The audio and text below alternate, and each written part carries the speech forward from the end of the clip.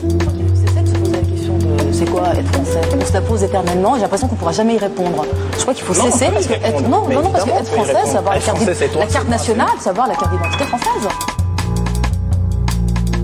À en croire un sondage publié en janvier 2007 dans les colonnes du journal Télérama, les Français se disent massivement attachés au modèle républicain.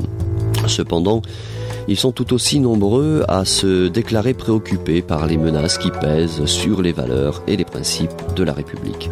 Il est vrai que depuis de très longues années maintenant, la République doit faire face à de vives critiques et de sérieuses attaques. Remise en cause de la laïcité, conflit des mémoires, montée des revendications communautaristes, ethnicisation des questions sociales, violence à l'école, émeutes en banlieue et procès en crime d'arrière-pensée raciste intentés contre ceux qui veulent sortir des ornières du politiquement correct dans lequel se sont enfoncés des hommes politiques frileux et le clergé d'une intelligentsia chic et branchée mais totalement déconnectée du peuple. Nous le savons, l'idéologie victimaire ainsi que le relativisme dogmatique de ces dernières années ne font pas bon ménage avec l'exigence parfois sourcilleuse de la République et tout ceci ne peut que renforcer une angoisse collective considérée par les uns ou par les autres à tort ou à raison comme l'expression d'une crise identitaire. Alors que faire ? Doit-on abdiquer face à ceux qui prétendent que le modèle républicain est la cause de tous nos maux ? La discrimination positive peut-elle répondre efficacement aux problèmes d'intégration que connaissent les populations issues de l'immigration ? Le passé colonial de la République française est-il à l'origine de la crise identitaire que connaissent un certain nombre de Français ? Si oui, où et quand s'arrête la repentance ? Notre droit du sol est-il adapté à la situation contemporaine ? C'est à toutes ces questions que Malika Sorel tente de répondre dans un livre réjouissant intitulé « Le puzzle de l'intégration » paru il y a quelques mois aux éditions 1001 nuits. Malika Sorel est issue de l'immigration maghrébine et elle se livre ici à un réquisitoire efficace contre des idées fausses mais communément admises comme celle qui fait du modèle républicain le bouc émissaire responsable de toutes les difficultés que rencontre la société française contemporaine. Je vous propose d'écouter tout de suite Malika Sorel.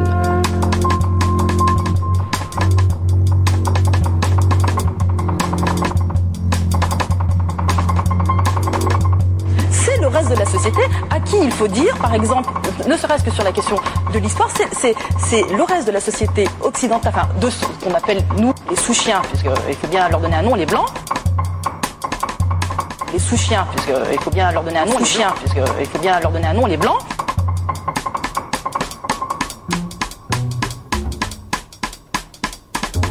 Je dirais que c'est assez récurrent, c'est-à-dire que quand on réussit pas, on fait porter la responsabilité aux outils dont on dispose. Alors le modèle républicain, c'est pour moi le plus noble des outils.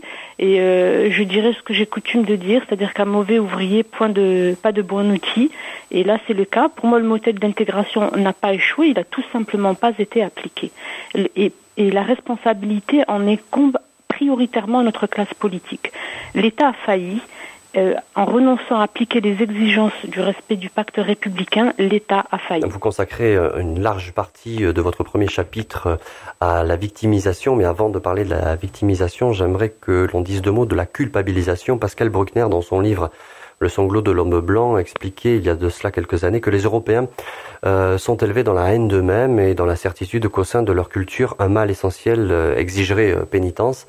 Un mal qui tient en quelques mots la colonisation, l'impérialisme, l'esclavage et j'en passe. Alors, n'y a-t-il pas malgré tout, je sais que vous êtes sensible à ce que dit Pascal Bruckner sur la repentance, mais n'y a-t-il pas quand même quelques raisons historiques et politiques pour que la France se sente responsable de la situation que connaissent les pays anciennement colonisés et se sentent aussi redevables envers les populations qui cherchent à fuir ces mêmes pays aujourd'hui et qui retrouvent en France une stabilité ? Oui, alors ce serait bien s'il retrouvait une stabilité en France, mais absolument pas le cas. Bon, en tout cas, il la cherche. Il la cherche, bien entendu, et c'est tout à fait naturel et humain, puisqu'ils fuient une misère et parfois même ils essaient de venir en France pour rester tout simplement en vie. Non, ils ne trouvent pas une stabilité, puisqu'aussitôt arrivés sur le territoire français, ils sont soumis à des tensions identitaires extrêmement importantes, parce qu'ils sont en porte-à-faux par rapport à une identité française qu'on essaie de leur imposer, et on parlera tout à l'heure du problème considérable que cause le droit du sol, qui pour moi est vraiment une nouvelle forme de colonisation, et j'ose le dire parce que j'ai vu quels étaient les stigmates de ce droit du sol sur le terrain. Donc Par rapport au passé colonial de la France et puis la responsabilité de la France, il faut vraiment que les Français se documentent. Ces pays qui ont été colonisés avaient une histoire bien avant la France. Ils n'ont pas existé quand la France est arrivée sur leur territoire et ils ont eu une histoire bien après la France. Donc on ne peut pas non plus dire que la France est responsable de tous les maux de la terre. Ce serait vraiment penser que les Français sont omnipotents, ce qui n'est absolument pas le cas. Donc moi j'ai vécu dans notre pays, un pays du Maghreb, et c'est vrai que c'est un pays extrêmement riche. Et d'ailleurs ils ont tous que ce soit une richesse liée au pétrole ou une richesse liée au tourisme, aux minéraux, ils avaient de quoi s'en sortir. Ils ont été aidés par la France après la décolonisation. Donc je pense que c'est vraiment faire un mauvais procès. Et puis je veux donner un exemple aux Français pour les aider à réfléchir davantage, pour essayer de ne plus se faire emprisonner aussi facilement dans ces théories qui les culpabilisent et qui sont extrêmement contre-productives. C'est qu'un pays comme le Canada ou l'Australie, qui n'ont absolument pas le même passé colonial que la France, connaît les mêmes difficultés liées à la non-intégration des mêmes flux de migration d'ailleurs.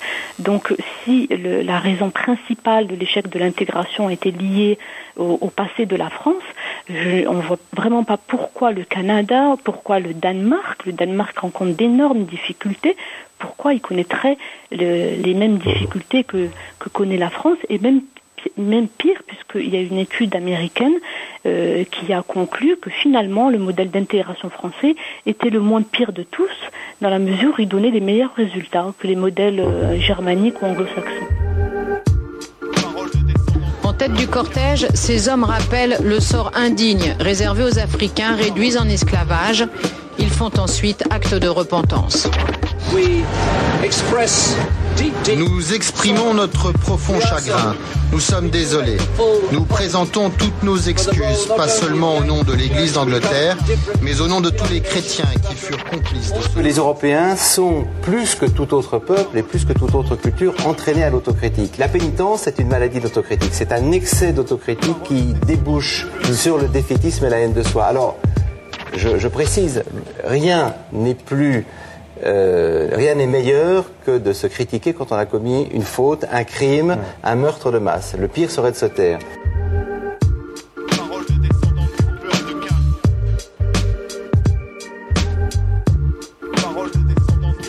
Nous vous accusons de maintenir l'imaginaire colonial, de maintenir la domination coloniale, et nous nous unirons pour vous mettre à bas. On a vu apparaître ces dernières années des groupes politiques qui, comme les indigènes de la République, d'ailleurs pour qui la République et ses principes sont par essence racistes, et qui font souvent appel à la mémoire pour pouvoir asseoir leur idéologie politique.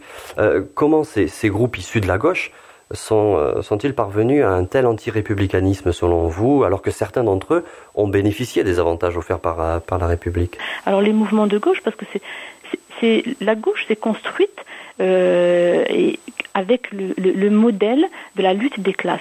Et c'est vrai que les personnes issues d'immigration ont remplacé pour la gauche les classes prolétaires, les classes ouvrières, et c'était très facile de plaquer cette idéologie de lutte des classes sur celle liée à l'immigration et d'expliquer que finalement on est dans la même structure idéologique et il y a simplement le fait que la France ayant colonisé, il y a le rapport dominant-dominé qui s'instaure et puis c'est pour cela que nous discriminons les personnes issues de l'étranger. Et il y a aussi un problème qui se greffe également sur ce sujet, c'est que on le constate, par exemple avec les indigènes de la République, ils sont habités par une haine viscérale de la France. Et quelque part, je dirais, ce n'est pas de leur faute. C'est-à-dire que c'est même pas voulu. Si vous leur posez la question, eux, ils n'haïssent pas la France. Ils considèrent simplement que la France est injuste. Alors qu'ils ont, comme vous l'avez très bien souligné, profité de cette France. Et il faut le rappeler, s'ils étaient restés dans leur pays d'origine, des pays que j'ai connus, ils ne seraient absolument pas arrivés au niveau économique, social, au niveau d'épanouissement qu'ils vivent en France. Et ça, il faut le dire, parce que c'est extrêmement important. Et il y a une différence essentielle qui réside entre l'immigration actuelle et celle des précédentes vagues d'immigration. C'est ce que j'appelle dans mon livre le socle que bâtissent les parents pour leurs descendants. Et sans ce socle, les enfants auront beaucoup de difficultés à se construire dans la société d'accueil. C'est le fait que les familles de l'immigration reconnaissent vis-à-vis de leurs enfants et leur transmettent aussi ce sentiment-là que la France a été bénéfique dans leur parcours, que la France leur a tendu la main, leur a apporté quelque chose parce qu'ils sont venus s'établir en France. Et le fait de transmettre cette haine de la France, le fait que tout est de la faute de la France, et ne même pas reconnaître que la France leur a apporté quelque chose de positif, c'est quelque part instiller du poison dans le cœur de leurs enfants. Et après, on le voit à l'école, ils rejettent la France, rejettent les structures françaises, les institutions et les représentants des institutions, à commencer par leurs enseignants. Donc pour moi, il y a aussi le problème de porte-à-faux identitaire de ces personnes entre l'identité d'origine qu'elles ont et l'identité française qu'on essaie quelque part de leur plaquer sur eux. Alors bien sûr, elles ne s'en rendent pas compte, elles vont me dire « mais non, moi je suis française ». Mais tout dans leur discours, dans leur comportement, dans leur regard, montre qu'elles ont des problèmes à assumer l'identité française.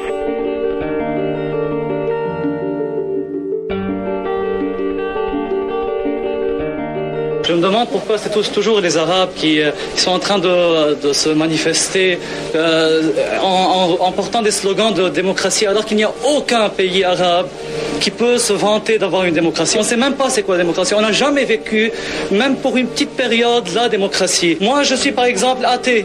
Moi, au Liban, on ne me permet même pas d'être athée. Je dois avoir une religion, ça doit être écrit sur ma carte d'identité. Je n'ai même pas le droit de dire que je ne crois pas en ça.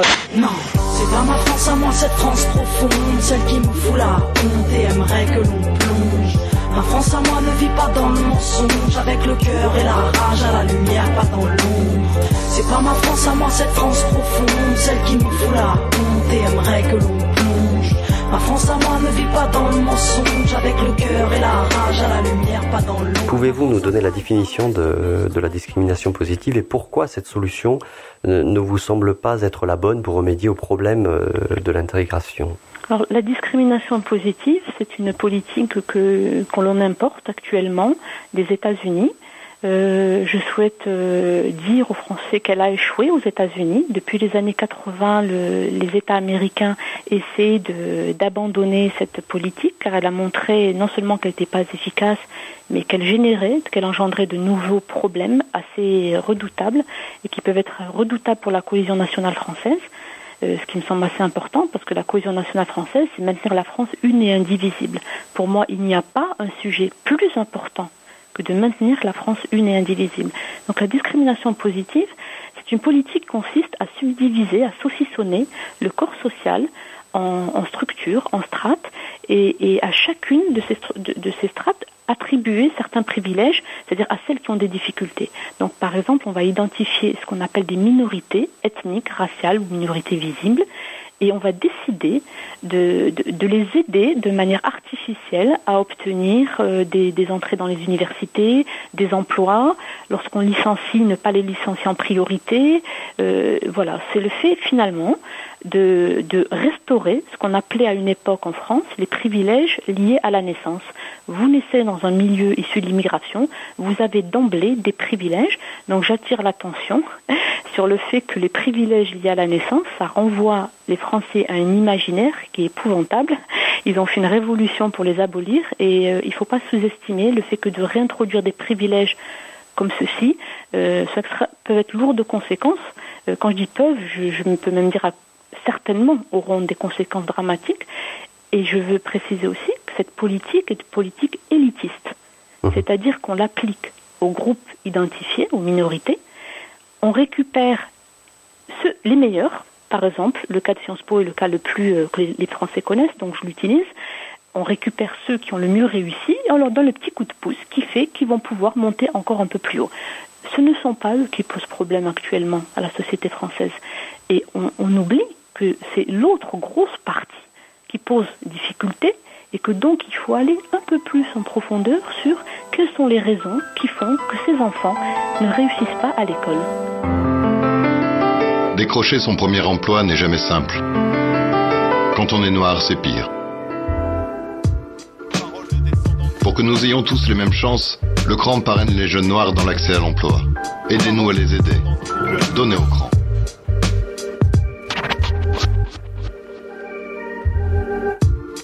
Nous souhaitons que l'on connaisse qu'il y ait des statistiques que nous appelons statistiques de la diversité. Nous n'appelons pas statistiques ethniques parce qu'il ne s'agit pas de mesurer des ethnies. Mais attendez, c'est un point très important. Vous me posez une question, donc laissez-moi quand même aller un petit peu au bout de mon raisonnement. Je trouve que vous n'êtes pas cohérente parce que revendiquer par exemple des diversités statistiques, c'est des statistiques ethniques. Ça veut dire qu'on va recenser les gens en France selon la couleur de leur peau. J'estime que c'est une régression absolument abominable.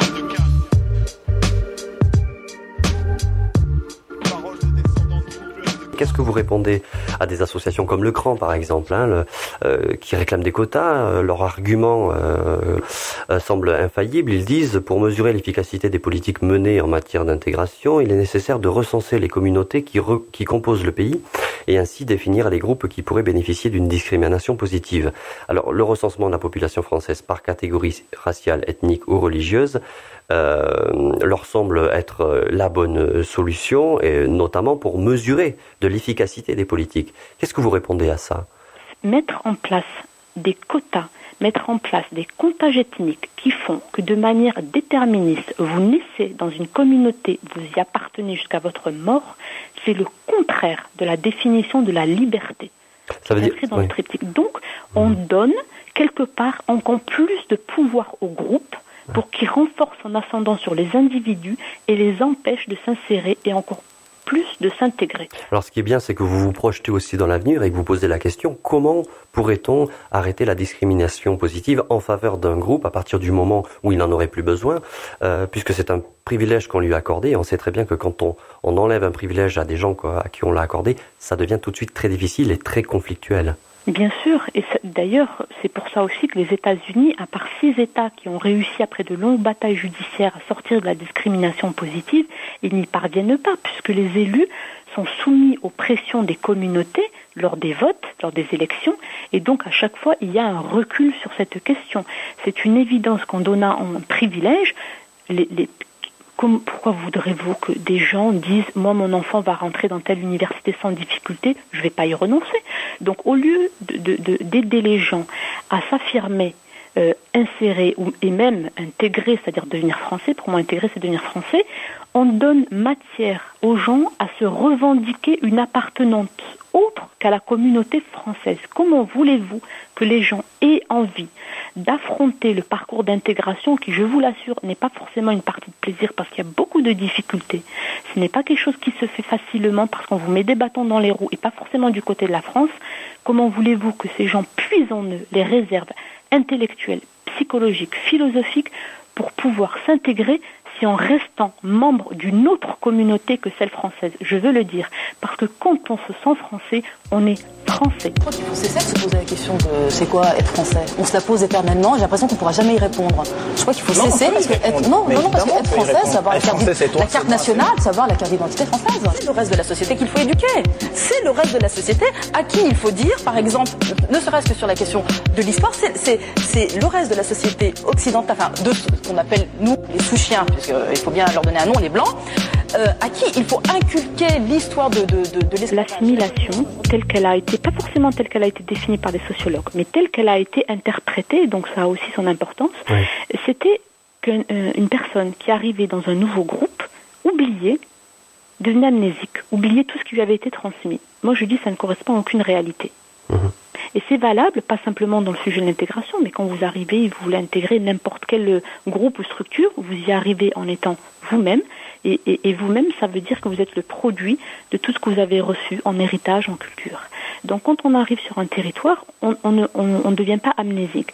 Mais par contre, on va acquérir petit à petit, par le biais du contact avec la société d'accueil, par le biais de l'école joue un rôle formidable, on va acquérir tous les éléments de la culture du pays d'accueil, de l'organisation aussi du pays d'accueil, qui fait que petit à petit, vous serez en mesure de vivre de manière tout à fait sereine avec les mêmes définitions de comportement que la société attend de tout ce qui évolue sur le territoire français ou le territoire canadien ou hollandais, etc.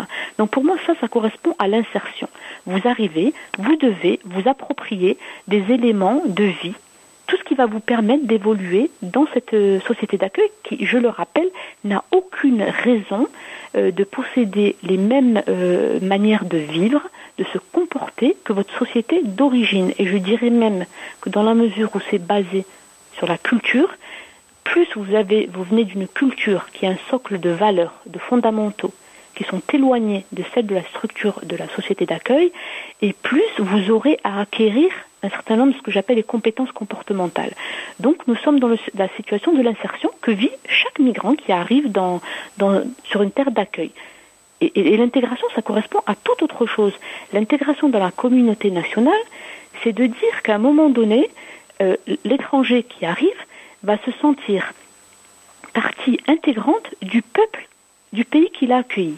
C'est-à-dire qu'il ne fait plus partie du peuple, par exemple, marocain, mais il fait partie du peuple français, et quelque part, il ressent et il est porteur de cette mission de transmettre cette identité-là, cette appartenance, sentiment d'appartenance au peuple d'accueil, à ses propres enfants. Donc il ne va pas leur transmettre, par exemple, tu es arabe, il va lui transmettre tu es français. Et c'est là qu'on voit actuellement, il y a vraiment une méprise, parce qu'on confond le tout. On demande aux personnes qui arrivent, du jour au lendemain, leurs enfants naissent sur le territoire français, ils sont français. Eh bien non, je regrette, ces gens ne sont pas français, on ne devient pas français en naissant sur le sol français, de la même manière qu'un petit de français de souche ne naîtra pas chinois en naissant sur le territoire de la Chine. C'est beaucoup plus complexe que cela, et moi j'estime que nous devons respecter les identités des uns et des autres. Le problème n'est pas le fait que les gens soient d'origine arabe. Le problème, c'est que les gens arrivent dans un pays et qu'on leur dise, c'est presque une opération du Saint-Esprit, vous naissez sur tel territoire, vous avez l'identité. Ben, on assiste à ce qui se passe, ce qui s'est passé en 2005, c'est-à-dire une énergie considérable déployée pour tout renverser sur son passage, avec des jeunes qui disent « je ne suis pas français, je suis arabe, je suis malien, je suis ci ». Et puis en face, un pouvoir, des gens qui sont sourds, aveugles, et qui disent « mais si, tu es français ». Voilà, c'était une interview de Malika Sorel datant de 2007 à l'occasion de la sortie de son livre Le Puzzle de l'intégration, un livre que vous pouvez toujours retrouver aux éditions 1001 Nuits. Vous pouvez également visiter de temps à autre le blog de Malika Sorel. Elle tient un journal quotidien sur la politique d'immigration et la politique d'intégration en France.